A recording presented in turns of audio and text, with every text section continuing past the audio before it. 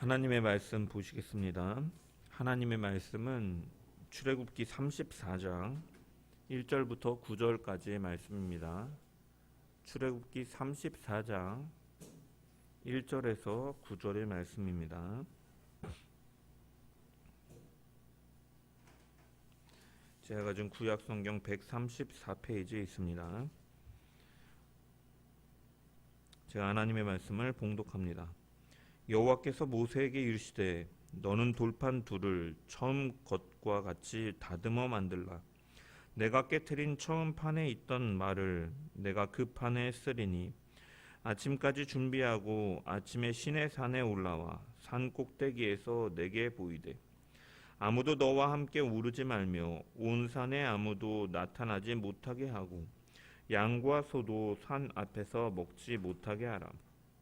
모세가 돌판 둘을 처음 것과 같이 깎아 만들고 아침에 일찍이 일어나 그 두 돌판을 손에 들고 여호와의 명령대로 시내산에 올라가니 여호와께서 구름 가운데 강림하사 그와 함께 거기 서서 여호와의 이름을 선포하실세.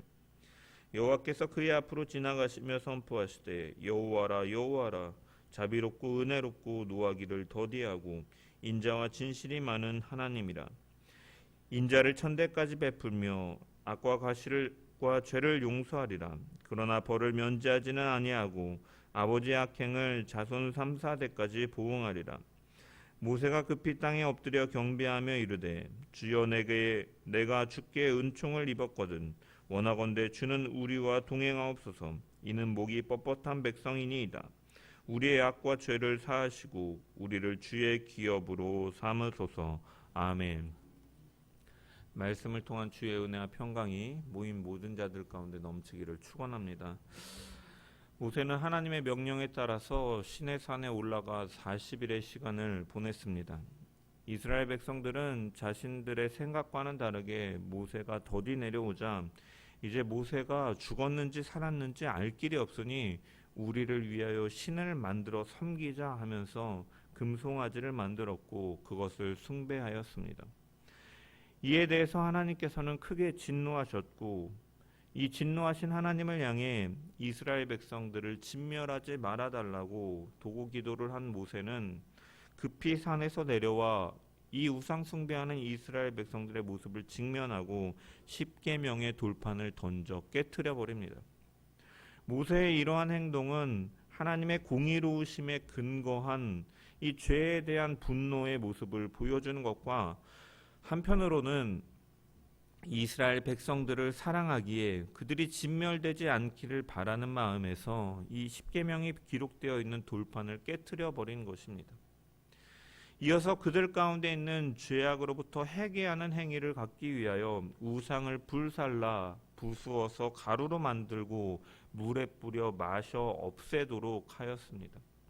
또한 레위 지파를 통해서 우상 숭배에 관여하였던 인물들 3,000명가량을 죽이면서 그 일이 비록 한없이 고통스럽고 마음이 아플지라도 죄악된 것들을 단호하게 제거함을 통하여 거룩과 성결을 회복하기 위한 참된 회개의 시간을 가졌던 것이죠.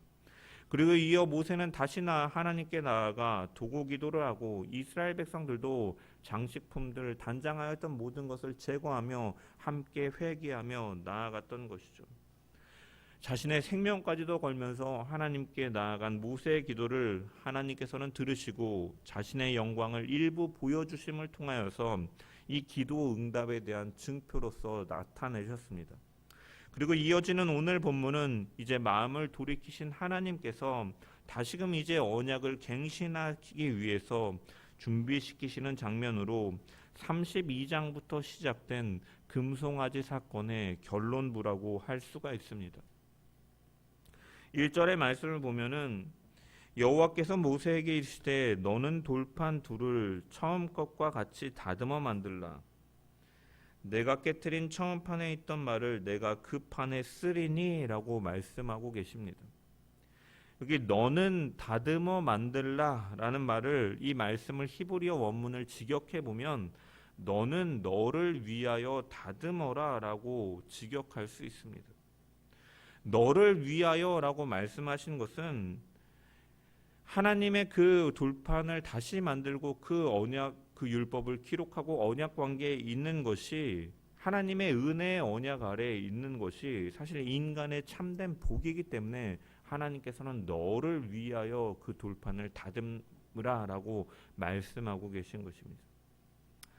하나님께서는 첫 번째 십계명 돌판을 주실 때는 하나님께서 직접 만들어서 주셨습니다. 31장 18절의 말씀을 보면 여호와께서 시내산 위에서 모세에게 이르시기를 마치신 때에 증거판 둘을 모세에게 주시니 이는 돌판이요 하나님이 친히 쓰신 것이더라 라고 기록되어 있습니다. 이처럼 하나님께서는 첫 번째 돌판을 만드시고 그것에 기록하셔서 모세에게 주신 것이죠. 하지만 우상 숭배 이후에 이 깨어진 돌판을 다시금 이 기록하면서 언약 갱신을 위해서 십계명을 주기 위해 주실 때 모세에게 뭐라고 명령하십니까? 오늘 본문에 보이는 것과 같이 그 돌판을 너를 위하여 다듬어라, 만들라 라고 말씀하시는 거예요. 모세에게 직접 그 돌판을 만들라 라고 명령하고 계시는 것입니다. 왜 이런 차이가 있는 것인가? 먼저는 이스라엘 백성들로 하여금 자신들이 그 금송아지 우상을 섬김으로 인해 언약이 파기되었었다라는 사실을 기억하게 하시기 위함입니다. 모세가 직접 만들어 하나님의 말씀을 새긴 돌판은 이제 지성소 법궤 안에 보관되어서 이스라엘 백성들이 후대에 걸쳐서 보관하게 되는 것이죠. 그래서 이스라엘 백성들이 이 두 번째 법궤 안에 있는 돌판을 생각할 때마다 그들은 무엇을 생각할 수가 있습니까? 그들이 하나님을 떠나서 금송아지 우상을 섬기었던 자신들의 죄를 돌아볼 수 있는 기회가 되는 것이죠. 인간은 잘되고 성공하는 일로도 경험을 쌓지만 한편으로는 잘못과 실수를 통해서도 경험과 배움을 쌓습니다. 실수를 통해 똑같은 실수를 반복하지 않는 것을 배우게 되는 것처럼 하나님께서 모세에게 이렇게 명령하신 것은 이스라엘이 하나님 앞에 범죄하였던 그 잘못을 기억하게 하시는 것이죠. 첫 번째는 하나님께서 직접 돌판을 주셨지만 두 번째는 그것이 깨어지고 자신들이 만들어진 이 돌판의 기록됨을 통해서 자신들의 그 잘못을 기억하고 예전의 죄악에 대해서 경계하며 하나님 앞에 온전히 서기를 바라는 하나님의 마음이 이 명령 가운데 담겨 있음을 우리는 생각해 볼 수 있는 것입니다. 또한 하나님께서 모세에게 이렇게 명령하신 것은 언약을 갱신하기에 앞서서 그들이 준비된 마음으로 나오기를 바라시는 마음을 의미하는 것이기도 합니다. 모세는 돌을 다루는 기술자가 아니었지만 똑같은 두 개의 돌판을 만들어야 됐던 것이죠. 거기다가 시간도 넉넉하지 않았습니다. 2절에 보면 그 돌판을 아침까지 준비하라 라고 말씀하신 것이죠. 그래서 이 모세는 이 언약을 갱신하기 위해서 이 돌판을 갈아서 만들면서 밤새도록 이것을 준비해야 되는 시간을 보내었던 것이죠. 언약이 갱신된다 할지라도 마음이 새롭게 준비되지 않으면 새로운 계약을 맺어도 무의미한 것이 될 수 있다는 것이죠. 씨가 뿌려진다 할지라도 길가나 돌밭이나 가시밭과 같은 마음이라면 아무리 하나님께서 귀한 이 언약을 주셔도 그 언약과 말씀을 받을 만한 마음의 밭을 예비하지 못한다면 헛된 것이 되고 많은 것이기에 하나님께서는 언약 갱신에 앞서서 마음의 밭을 예비하는 그러한 준비하는 시간으로 말씀을 새길 돌판을 직접 만들어 오라라고 명령하신 것이죠. 또한 마지막으로 이스라엘 백성들이 아무것도 모를 때에는 하나님께서 다 해주셨지만 이제 두 번째 언약을 다시 세울 때에는 이미 그들이 알고 있는 부분들이 있었고 이 모세는 지난날에 하나님으로부터 받은 돌판의 모양이 또한 크기가 두께가 얼마나 되는지 알고 있었습니다. 그래서 그 첫 번째와 같은 돌판을 만들어 가지고 갈 수 있었기 때문에 하나님께서는 그렇게 명령하고 계신 것이죠. 그래서 우리는 여기서 중요한 신앙의 교훈을 발견할 수가 있는데, 하나님께서 모세에게 만들어 오라라고 명령하시는 것은 우리의 신앙에 있어서 너희가 알고 있는 것만큼 실천하라라는 의미도 포함하고 있는 것입니다. 우리의 신앙이 살아있는 신앙이 되는 것은 하나님의 말씀을 통해 알고 있는 사실을 우리의 마음판에 새기고 실천할 때 그 신앙은 살아있는 신앙인 것입니다.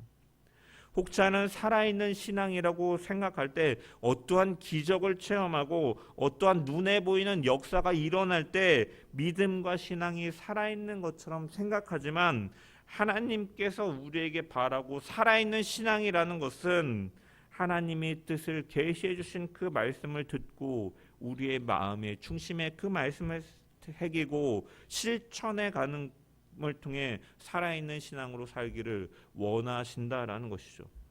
그렇게 하면, 그렇게 순종하며 나아갈 때 우리는 하나님의 역사를 경험하고 우리를 회복시키고 세우시는 하나님의 놀라운 손길을 경험할 수가 있는 것이죠.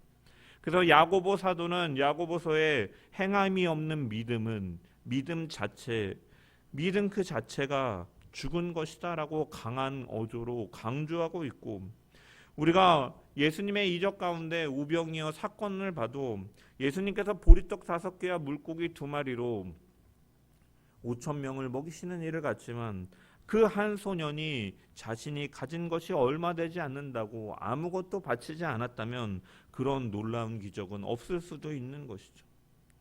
우리는 그래서 특별한 기적, 눈에 보이는 어떠한 놀라운 역사를 기대하는 것에 앞서서 우리가 사실은 살아있는 신앙이라는 것은 우리가 말씀을 듣고 그 말씀을 우리의 마음판에 새기고 실천해 나가는 것이고, 그렇게 우리가 순종하며 나아갈 때 하나님께서는 그 언약, 그 돌판 가운데 언약을 새기시고 놀라운 그 일들을 행하신 것처럼 우리의 삶 가운데 우리가 말씀을 듣고 말씀에 순종하며 나아갈 때 하나님은 놀라운 은혜의 역사를 우리의 삶 가운데 베푸실 줄 믿습니다.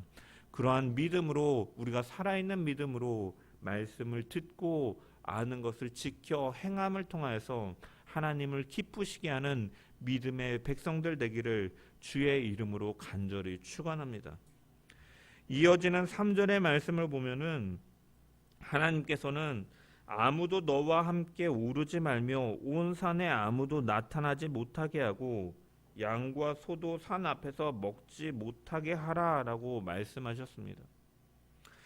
이전에 모세가 시내산에 처음 오를 때는 아론과 그의 아들들 그리고 70인의 장로들이 일정한 곳까지 오를 수 있도록 하나님께서는 허락하셨습니다.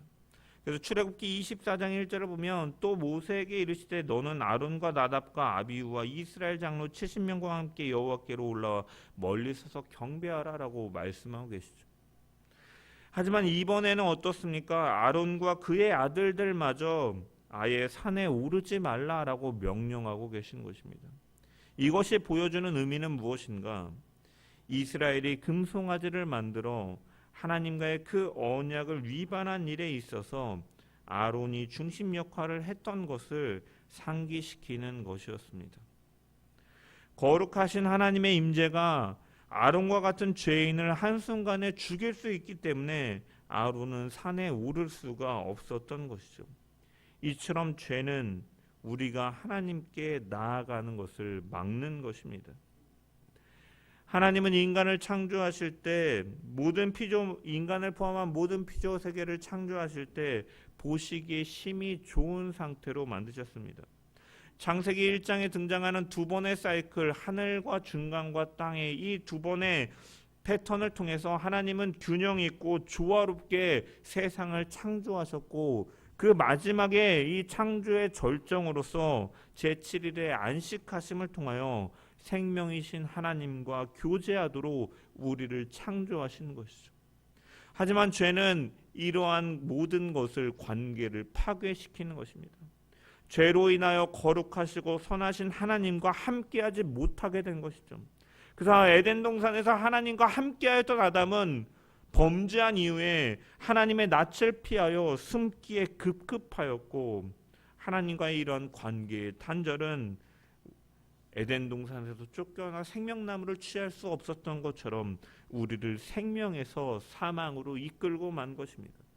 죄의 싹슨 사망이라는 하나님의 말씀처럼 우리는 죽음의 권세 아래 놓이게 되는 것이죠. 이러한 깨어진 관계, 죄로 인하여 하나님 앞에 나아갈 수 없고 생명신 하나님께서 임재할 수 없는 그러한 관계는 우리 입장에서는 결코 회복할 수 없는 일인 것이죠. 그래서 하나님께서는 예수 그리스도를 통해서 우리를 죄인에서 의인으로, 사망에서 생명으로 하나님과 우리와의 막혔던 관계를 회복시키기 위하여 독생자를 십자가에 달려 죽게 하시기까지 그 일을 행하신 것입니다. 우리가 이 그리스도 안에 있는 그리스도인들이 되기 전에는 어떠한 사람들이었습니까? 에베소서 2장 12절에서 14절의 말씀을 보면 그때 너희는 그리스도 밖에 있었고 이스라엘 나라 밖의 사람이라. 약속의 언약들에 대해서는 외인이요 세상에서 소망이 없고 하나님도 없던 자이더니 이제는 전에 멀리 있던 너희가 그리스도 예수 안에서 그리스도의 피로 가까워졌느니라. 그는 우리의 화평이신지라. 둘로 하나를 만드사 원수된 것 곧 중간에 막힌 담을 자기의 육체로 허셨다라고 선포하고 있는 것이죠. 그리스도 밖에라는 말은 그리스도를 떠나 있었다, 하나님으로부터 떠나 있었다라는 것이고 생명적인 관계가 없었음을 보여주는 것이죠. 길이요 진리요 생명 되신 그리스도를 떠난 인간은 어두움에서 살 수밖에 없었고 생명이신 주가 끊어진 생활은 참 생명이 있을 수가 없는 사망의 상태인 것이죠. 이것은 참으로 처절한 묘사인 것입니다. 예수님을 만나기 이전에 우리는 그러한 상태였다라는 거죠. 하나님을 알지 못하던 자, 그리스도 바깥에, 생명의 바깥에 있던 사망의 권세의 지배 아래 있던 자, 그래서 소망 없고 비천한 자들이었던 것이죠. 그래서 하나님의 진노를 받을 수밖에 없는 자들이었으나 하나님께서는 주님을 통해서, 예수 그리스도를 통해서 우리를 구원하여 주신 것이고 그의 육신이 십자가에 달리심으로 그 막혔던 담을 허물어 버리시고 둘이 하나가 되게 하시는 그 구원의 길을 여신 것이고 성취하신 것입니다. 그의 육체가 십자가에 달리심으로 담이 허물어졌고 하나님을 알지 못하던 자, 하나님과 무관하였던 우리가 하나님께 나아갈 수 있는 길이 열리게 된 것이죠. 그래서 이제는 유대인이든 헬라인이든 이방인이든 차별 없이 오직 예수 그리스도에 의해서만 생명이신 하나님과 관계할 수 있고 하나님을 참되게 예배할 수 있는 참 새 사람으로 우리가 다시금 지음을 받은 것인 줄 믿습니다. 이것이 바로 예수 그리스도의 십자가인 것이죠. 죄는 하나님으로부터 나아가게 못하게 하지만 그 죄를 씻으시고 속량하시고 하나님께로 나아가 생명의 관계를 누리게 하는 것이 오직 예수 그리스도 그분의 십자가, 그분을 나의 구주로, 나의 주인으로 영접하고 고백할 때만 가능한 것임을 우리가 기억하면서 우리의 생명이신 하나님께로 나아갈 수 있는 길은 오직 길이요 진리요 생명이신 예수 그리스도 한 분뿐임을 믿고 우리에게 주신 은혜의 십자가만을 날마다 의지하며 살아가는 저와 여러분 되기를 주의 이름으로 간절히 축원합니다. 그 십자가를 바라보면서 우리의 공로 없음을, 우리가 죄인 됨을 날마다 깨달으며 그렇게 하나님의 은혜와 사랑이 아니고서는 결코 하나님의 백성이 될 수 없었음을 기억하며 그 은혜에 대한 감사와 그 은혜에 대한 감격으로 그 사랑에 반응하는 믿음으로 하나님이 기뻐하시는 그 말씀을 쫓아 살아감을 통하여 거룩한 주의 백성, 하나님의 나라의 백성으로서 하나님을 기쁘시게 하는 자들 되기를 주의 이름으로 간절히 축원합니다.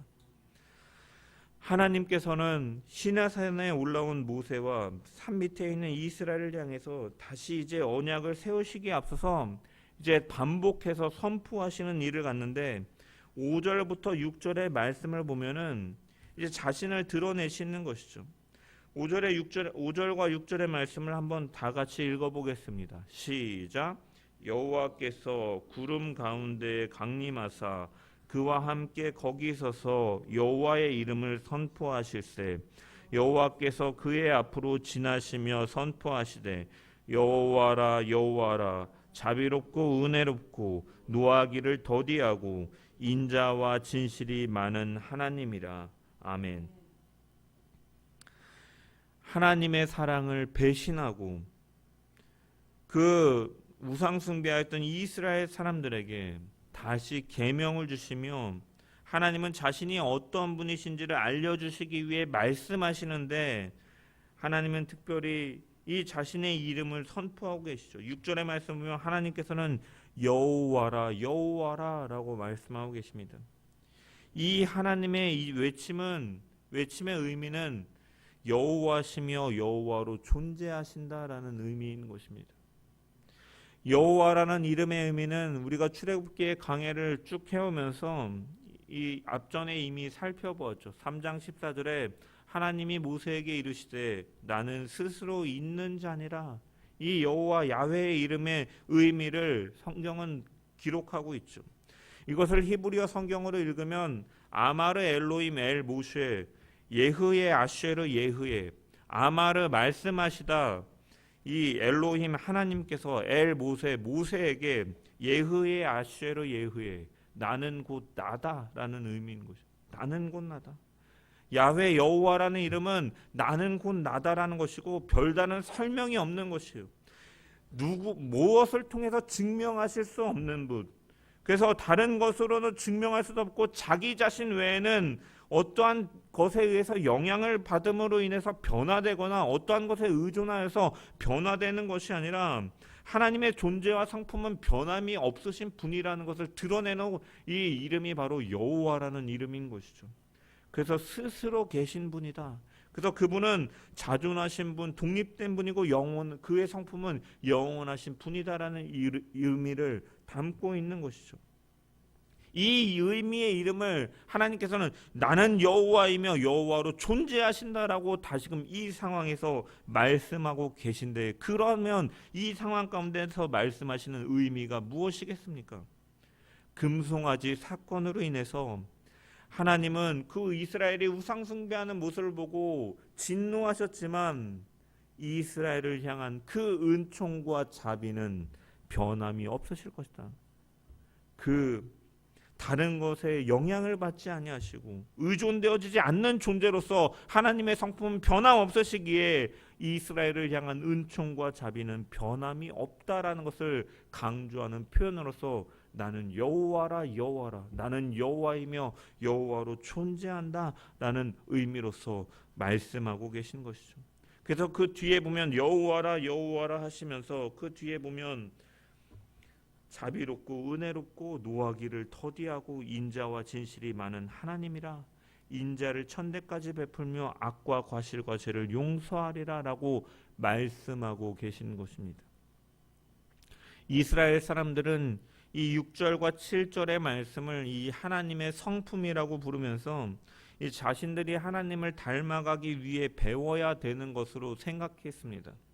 그래서 이 말씀이 이스라엘의 신앙 고백이 되어서 그들의 종교 절기 때마다 고백되어 오는 말씀이기도 한 것이죠. 하나님께서는 자신을 드러내시면서 먼저 자비롭다라고 말씀하고 계십니다. 여기 자비라고 번역된 히브리어가 이 라훔이라는 말인데 이 라훔이라는 말은 이 여성의 자궁을 가리키는 히브리어 레헴과 연관된 단어입니다. 즉 아이를 향한 어머니의 모성애적인 사랑과 관심을 가리키는 단어이기도 한 것이죠. 여자는 약하지만 어머니는 강하다라는 말이 있습니다. 자녀를 향한 어머니의 사랑의 위대함을 표현하는 말인 것이죠. 자녀를 위해서는 한계 상황에도 그것을 극복하고 자녀가 어떠한 자격이 있기 때문에 그렇게 사랑하는 것이 아니라 어머니이고 자식이기 때문에 자신을 희생하면서까지도 아이를 사랑하는 모습을 가리키는 표현인 것이죠. 이처럼 하나님께서는 이 자비로우신 분이다라는 것은 이처럼 아이를 정말로 사랑하고, 자녀이기 때문에 어머니가 그 자녀를 사랑하는 것처럼 그 한계가 없이 그 자신을 희생하면서까지 사랑하는 것처럼 우리 자녀된 우리를 그렇게까지 사랑하시는 하나님의 성품을 보여주고 있는 것이죠. 지금은 은퇴하셨지만 예전에 100주년 기념교회를 담임하셨던 이재철 목사님께서 쓰신 새신자반의 책에 신론에 대해서 언급하는 내용에 나오는데, 그 중에 하나님의 성품을 언급하면서 하나님은 어머니와 같은 하나님이시다라고 언급하는 내용이 있습니다.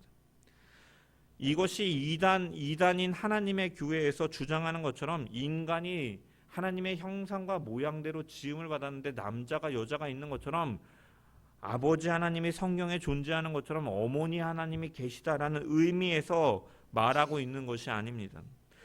하나님께서는 형상과 모양에 따라서 남자와 여자를 창조하셨는데, 이것은 하나님께서 남자만의 형상을 가지신 분이 아니고 또한 그렇다고 여자만의 형상을 가지신 분이다라는 것을 의미하는 것이 아닌 거죠. 하나님은 인간과 달리 남자와 여자의 이러한 형상을 모두 가지고 계신 분, 영으로서 가지고 계신 분이다라는 거예요. 형상은 단순히 외형적으로 남자 여자의 이런 육체적인 차이를 가리키는 것이 아니라 속성으로서의 의미인 것이죠. 따라서 하나님께서 남자와 여자의 형상을 함께 지니셨다라는 말을 다르게 표현하면, 하나님은 부성과 함께 모성을 지니신 분이다라고 해석하는 것입니다. 하나님께서는 이스라엘 백성들이 그 출애굽하실 때 홍해가 그들을 가로막고 있을 때 단번에 가르시는 능력의 하나님, 이스라엘을 침공한 이 아수르 사네립의 대군을 하룻밤 만에 진멸시키는 그러한 강력한, 부성은 어떻게 보면 강력함을 상징하는데, 그러한 전능의 하나님의 그 큰 능력과 위엄을 가지신 분으로 또한 성경은 보여주고 있지만, 또한 이것만으로는 하나님의 모든 속성을 다 말할 수가 없는 것이죠. 이사야 49장 15절에 여인이 어찌 그 젖먹는 자식을 잊겠으며 자기 태에서 난 아들을 긍휼히 여기지 않겠느냐. 그들은 혹시 잊을지라도 나는 너를 잊지 아니할 것이라 말씀하시는 것처럼, 이 모성은 자신의 사랑으로 감싸고 품는 것, 자녀를 품는 것을 가리키는데, 자신의 생명을 송두리째까지 내어줄 수 있는 것이 바로 모성의 사랑인데, 이렇게 모성도 지니신 하나님이시기 때문에 성자 예수 그리스도가 우리를 살리시기 위하여 자기의 몸이 찢겨지고 피를 흘리시고 죽는 것조차 문제 삼지 않으시며 십자가에 자신을 내어주실 수 있는 분인 것이죠. 하찮은 나의 생명을 살리시기 위해 자신의 생명을 버리기에 조금도 주저하지 않으시고 아까워하지 않으시는 하나님의 그 은혜가, 그 자비가 우리 가운데, 우리를 향하고 있는 그 하나님의 사랑임을 우리는 분명히 기억해야 될 것입니다. 또한 하나님은 자신을 드러내시면서 은혜로우시다라고 말씀하고 계십니다. 이것은, 이 은혜라는 것은 아무런 조건 없이, 전제 조건 없이, 심지어는 받을 자격 없는 사람들에게 베푸시는 일방적인 배려를 가리키는 것이죠. 시편 25편 7절에 여호와여 내 젊은 시절의 죄와 허물을 기억하지 마시고 주의 인자하심을 따라 주께서 나를 기억하시되 주의 선하심으로 하옵소서. 다윗은 그렇게 하나님을 향해 간구합니다. 다윗은 죄를 범하였고 그로 인하여 혹독한 결과를 감당해야 됐습니다. 그래서 다윗이 구할 수 있는 것은 오직 하나님의 은혜인 것이죠. 다윗이 하나님께 은혜를 구할 수 있는 것은 그가 죄가 없고 자격이 있어서가 아니라 아무것도 없지만 오직 하나님은 그러한 은혜를 베푸실 수 있는 분이시기 때문에 주의 선하심으로 나를 기억하고 주옵소서, 은혜를 베풀어 달라고 그는 간구하였던 것이죠. 이처럼 하나님께서 우리를 향한 사랑은 대가 없는 사랑이고, 그 하나님의 사랑은 가장 큰 하나님의 속성인 것이죠. 이 사랑으로 인하여 우리는 담대히 하나님 앞에 나아갈 수 있는 자격을 얻게 된 것입니다. 그 은혜로 우리에게 날마다 공급하여 주시는 줄 믿습니다. 그 값없이 주시는 은혜로 우리를 구원하셨고, 값없이 주시는 은총으로 우리를 날마다 살게 하시는 것이죠.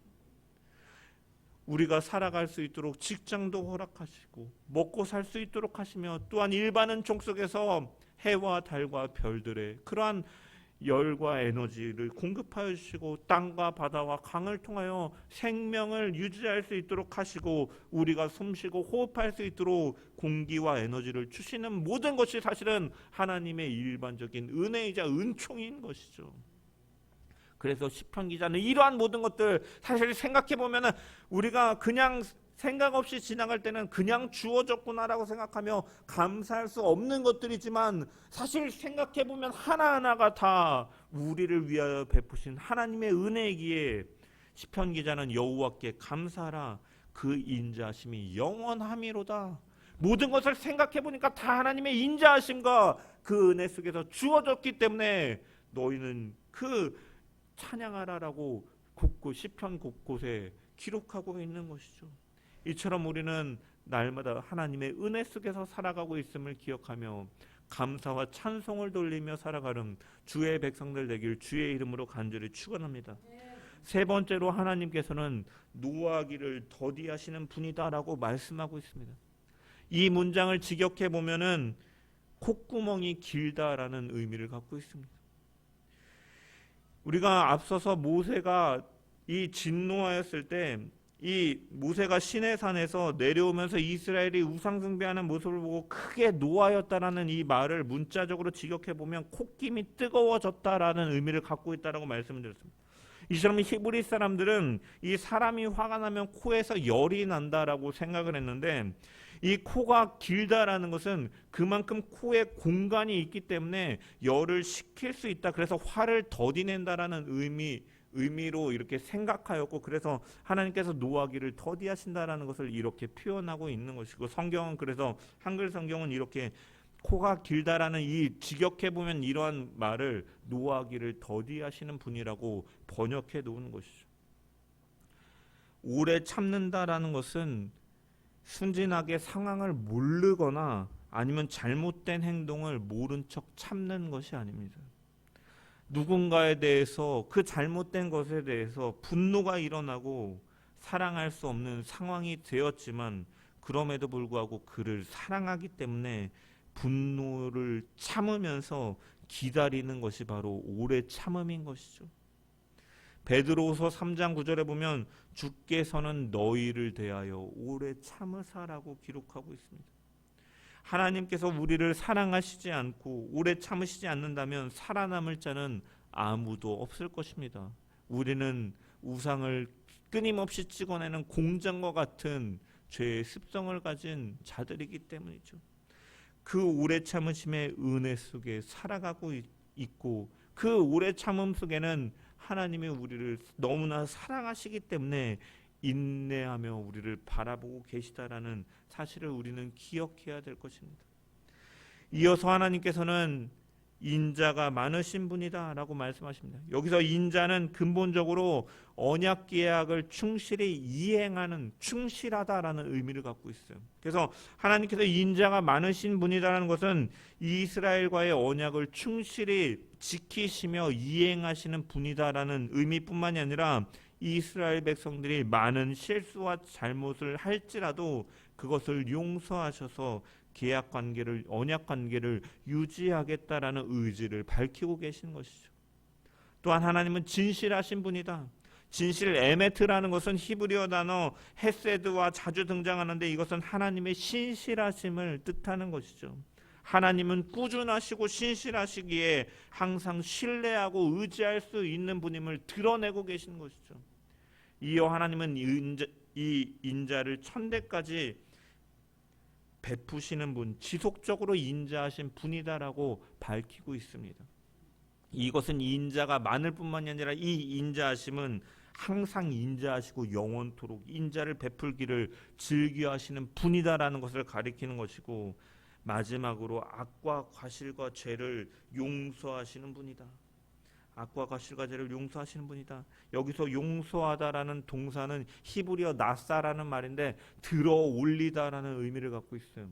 그래서 하나님과의 언약을 위반함으로써 지게 되는 무거운 짐을 들어 올려 주시겠다라는 의미를 가진 표현인 것이죠. 이처럼 하나님께서는 우리에게 사랑을 베푸시는 하나님이시다라는 것을, 그 언약을 파괴하였지만 다시 한번 그 갱신하시면서 하나님은 여호와라 여호와라 나는 여호와이며 여호와니라, 너희에게 자비롭고 은혜롭고 노하기를 더디하고 인자와 진실이 많은 하나님이시다. 그는 인자와 진실이 많으신 분이며 지속적으로 인자하신 분이며 갖가지 지은 죄의 그 무거운 짐을 들어주시는 용서하시는 하나님이심을 말씀하고 계시는 것입니다. 하나님께서 그렇게 하시는 이유는 우리가 자격이 있어서가 아니라 여호와는 여호와시라, 하나님은 하나님이시기 때문인 것이죠.